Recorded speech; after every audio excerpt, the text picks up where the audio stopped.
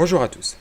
Il y a quelques jours, on vous présentait une vidéo du village Tagba et de la détresse de ses habitants, notamment pour boire de l'eau un tant soit peu potable. Suite à cette vidéo, on proposait de se rendre au village, constater par nous-mêmes l'ampleur des dégâts.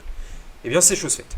Ce week-end, Kafif, un des membres sur place de notre association, s'est rendu sur place, a constaté les dégâts, le fameux point d'eau en question, et a rencontré ses habitants. La vidéo que je vais vous présenter juste après, sous forme de documentaire, va vous permettre de retracer ce week-end, de constater vous-même l'ampleur des dégâts. Mais avant de vous présenter cette vidéo, permettez-nous de situer un petit peu mieux le Togo. Le Togo, c'est là. C'est un petit pays de l'Afrique de l'Ouest situé entre le Bénin et le Ghana, et juste sous le Burkina. Plus au nord, lorsque l'on quitte la capitale Lomé, on peut retrouver le village Tagba. Il n'y a pas de localisation précise du village. En revanche, ce que nous savons, c'est qu'il se situe aux alentours du village d'Agou. Maintenant que nous savons mieux situer le village de Tagba, place à la vidéo et bon visionnage.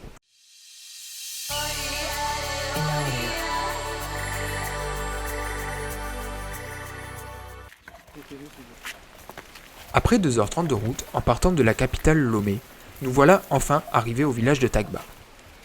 À notre arrivée, le calme règne au sein du village qui n'a pas habitude à recevoir des visiteurs. Les habitants du village ne tardent pourtant pas à nous accueillir les bras ouverts et à écouter la raison pour laquelle nous sommes ici.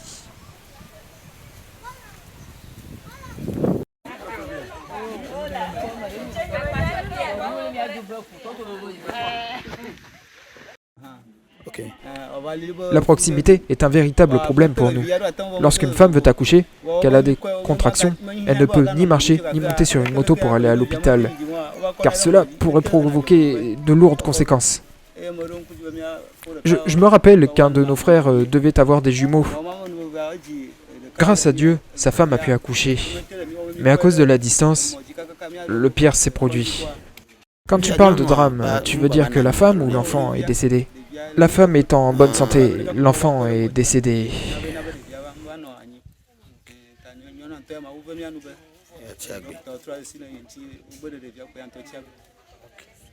Merci beaucoup. Les problèmes d'eau sont récurrents dans le village. La terre est trop sèche et trop abîmée pour installer une pompe. Si on pouvait faire un grand barrage, ce serait bien. Il vaut mieux faire un barrage plutôt qu'un forage. Un grand barrage avec un système de filtrage éviterait à la saleté de se mélanger à l'eau. Et puis, ça nous aiderait beaucoup. Vraiment. Le château d'eau que l'on nous a construit qui se trouve derrière vous, il ne se remplit pas totalement et lorsque l'on puise l'eau et qu'elle finit, on doit le réalimenter en électricité pour avoir de nouveau de l'eau.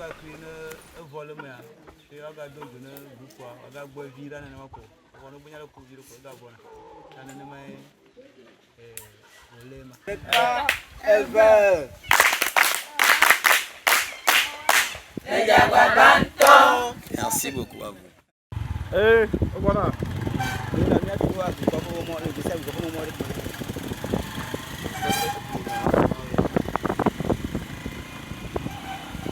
Là, on va faire le lac du barrage.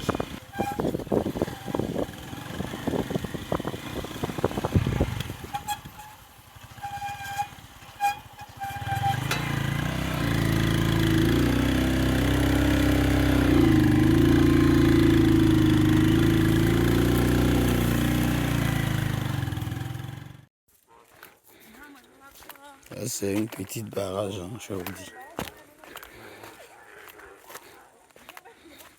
Puis année et dia jai dona fi kekema. Nebe jija labe michel le ti wo ya. Ne dona fi ala. Donc quand il pleut, ça va vers jusqu'à ce limite. Dans le cas contraire, ça peut ternir. Ne mi va faire baba mi ano popo. Baba que mi ano telenga ji o fonu ko magba. E bama mi va no haranka fe e mi akọ ba ko ala m ko dem. Aka sukuvio wa ko TV wa yo ala lai suku ka fe mi akọ ndato. Ka ni na mi ka na funu ni chino no ni manya. Le nya to nya garu mo ba ko nto ba ko chi agbe o ke abo ro nchi ala. Ba dona adru.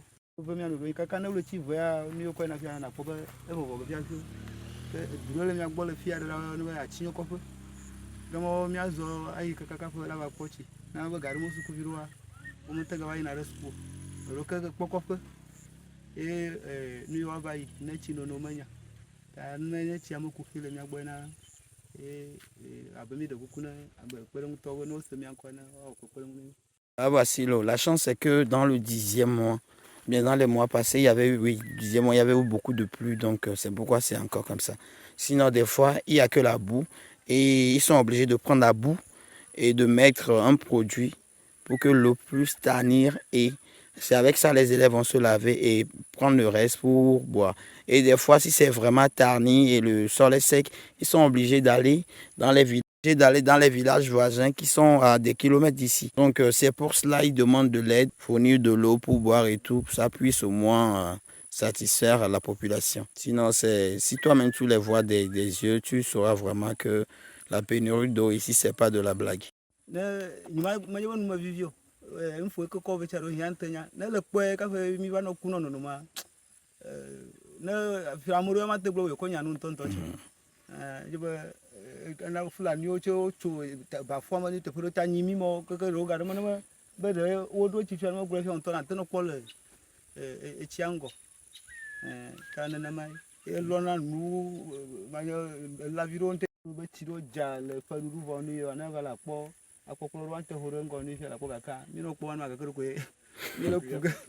Ok, là, c'est que c'est de l'eau de ruissellement de partout, au fait. Mais si tu vois dans ce eau, il y a tout. Il y a des déchets, il y a des animaux qui sont morts, les déféqués des bœufs et tout. Déjà, tu vois, ça, des fois, ça là, ça remplit tout l'eau. Donc, ils sont obligés de prendre ça, de mettre du côté, et voilà.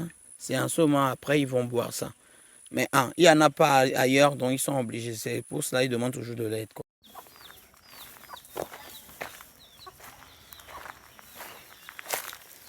C'est ici qu'ils jettent les déchets. Et après, je crois qu'ils les brûlent. Ah non, on va mettre les oiseaux. Je suis descendu à Zanhou. J'ai passé la nuit ici. Voilà. Après, je rentre à Lomé demain matin. Déjà 6h, demain à 6h, je fais la nuit. C'est la vie d'Arzan.